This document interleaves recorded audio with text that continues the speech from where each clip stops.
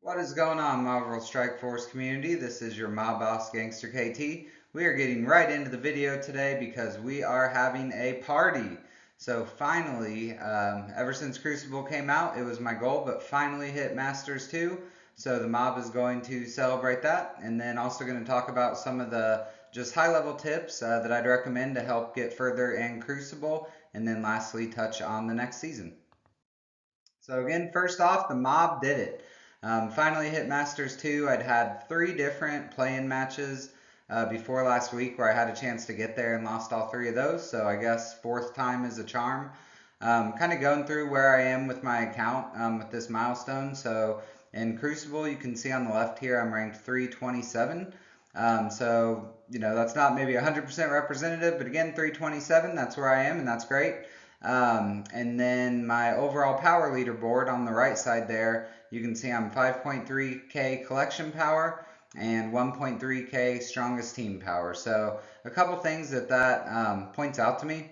So one, if you've watched my other videos, you know I do like to focus on building the best tunes as strong as I can. So you can see that I'm reflected there in my strongest team versus my overall collection power. And then the other thing, and just proud of this to be honest, but being ranked 327th in Crucible, that's probably the closest we have to PvP that most high level players contend in and try and do well in. So not everyone, but I think most people do. So, kind of one way I can judge myself and how just my overall high level game strategy is going is to look at how I'm doing with my collection power versus my Crucible ranking. So really happy about this and just wanted to do a quick little segment on it because finally did it. So don't know how long I'll stay there. Probably going to get my butt kicked this week just in time for that big tournament. I'm probably to get taken out by a lot of people, but it'll be fun and we'll see how it goes. So a few tips for how I felt I did this, and my party hat's falling off here. But one of the most important things I think with each season, and it takes a while, is finding that inflection point for the seasons. There's kind of usually one critical point that things come down to. First season, I felt like it was the Red Hawk with the Darkhold team. That was really tough and kind of figuring that out. And this season, it's Room 5, the Eternals and the Tangle Web. So how can you get advantage of that? And something I want to touch on in more detail. So after doing the Room 5 match for a while, and I had my Tangle Web internals on Room 5 and couldn't clear it half the time, I noticed from other videos and just other things that Tangle Webs themselves could mirror match. So you didn't need the crazy valuable internals for the mirror match, even though they're being used on defense. So I thought about it, and it was like you're using two meta teams on defense, which makes sense because of the room rules. But one meta team can take them out. And I said, for me, that's not the strategy I want. I don't want to trade my opponent 2 for 1 there. So I started thinking, I want my Tangled Web on offense so I can be the one getting that 1 for 2 trade, or at least almost guaranteed that I can clear that room or one of the hardest rooms. But I don't want to lose the value of Eternals with the room bonuses. So I think Tangled Web and specifically Spiderweaver and Crucible is just night and day better than any other character. And so having her on offense is huge. And so I said, who can I pair with my Eternals to try and make a crazy powerful team still that people might not be able to clear that'll allow me to keep Tangled Web on offense? And so if you can see the picture, not anything genius came up with, just kind of threw the best characters together. But a few weeks ago, I switched to this defense where I had the Eternals there and then Apocalypse, Morgan, and Red Hawk. So again, just kind of three of my most powerful characters that I know pair well together. And so I've tried that, and since I made that change, I've gone 6-1 in the 7 matches since I made that change. And that's a big part of why I've been able to get to Masters too. So it's something new, and I just made it where hopefully I can win all my matches in a one shot, and hopefully that room can hang someone up enough to where they lose once. So it's worked. So where can you get that advantage? It's definitely going to change in the next season, but figuring out quickly, like what is that most critical inflection point and how can you have the upper hand there? So second tip I'd give is I think defense heavy is still the best strategy, but you have to make sure you have just enough offense. So you want your last attack of the match to be a struggle. You want to be looking through your roster and saying, who can I piece together to take out this Infinity Watch team I have left? or the YA team I have left because I use my Doom on the Gamma counter. So you want your defense to be as good as possible so that you're struggling with that last offensive attack. Quicksilver's actually been a huge help for me there recently, just coming up with a team to take out that 6 team, and he's a great plug and play for that. So still recommend going defense heavy. Next bullet point, be different. So don't be cookie cutter everywhere.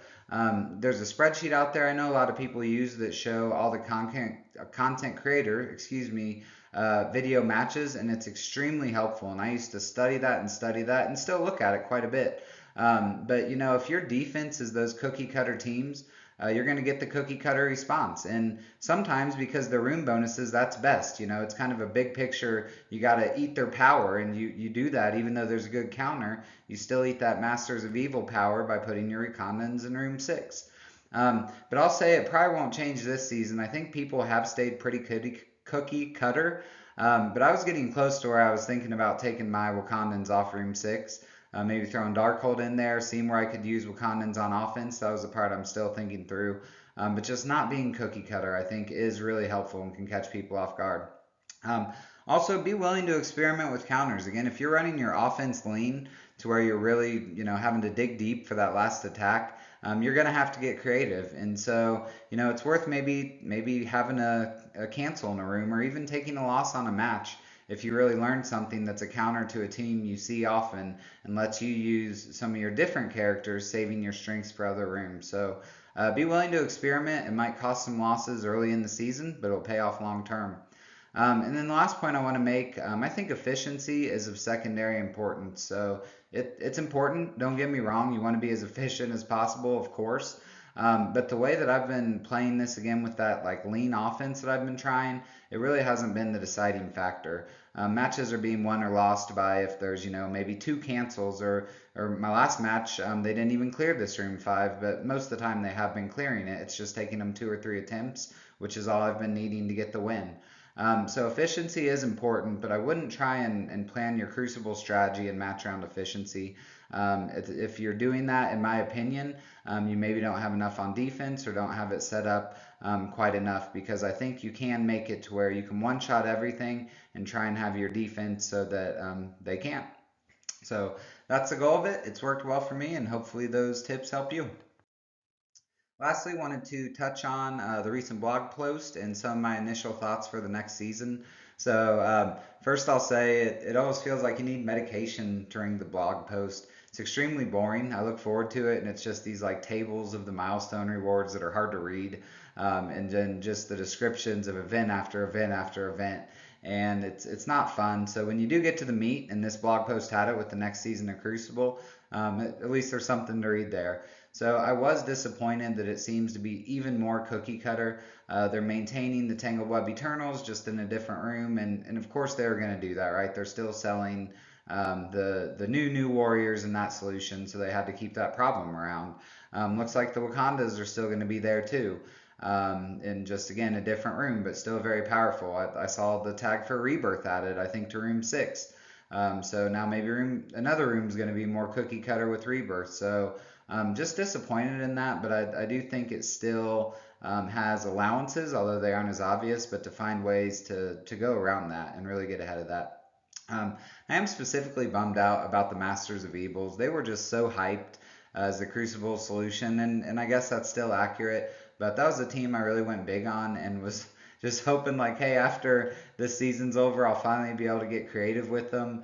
Maybe use them on a different team every once in a while, so the match is more fun. And it doesn't look like that's going to be the case, at least not initially from initially seeing. Additionally, I love Nakia, as you guys know, and was really hoping to be able to try and use her on offense in some places with the War Dogs and Wakanda team, but not happening. But with that said, I will say I was really bummed. Again, needed medication just to get through the blog and maybe also process it and not get pissed off about it initially. It seems like things aren't usually as bad as what they feel at first. So trying to keep that in mind. We'll see how it plays out. But it does just seem another step in this cookie cutter direction. And there's going to be a point where that makes Crucible not fun. It's getting closer, but I'd say it's still a lot of fun. But don't want to get near that point, because I don't really know what a lot of people will play the game for anymore. So the remaining question with this cookie cutter: will the community break the mold? Again, I think initially you're going to see everyone seeing the recommended teams, but by the end of next season, I would guess that those aren't going to be the case. Kind of like I showed with My Room 5 this season, how I changed that, and ever since I've really won the vast majority of my matches. So I think breaking that mold, figuring out how to get the advantage on those cookie cutter inflection points is really going to be how to win next season, which maybe by definition that means it's not as cookie cutter. So, but they're trying to make it that way. We will see. All right. So thank you guys for joining the mob for this party here. Again, just wanted to do a fun video. This was a big milestone for me, so wanted to celebrate that a little bit, and hopefully I can stay up there. But my guess is it's doubtful. Especially, I've stopped buying the new character offers, and during the invaders, that didn't hurt me in Crucible, right? But now with the last two new warrior characters, I'm probably gonna start feeling that a little more, and will make it harder to stay up as high in Crucible. As always, I give you my word that this is the best advice I have. All I have in this world is my balls and my word, and I don't break them for no one. Peace!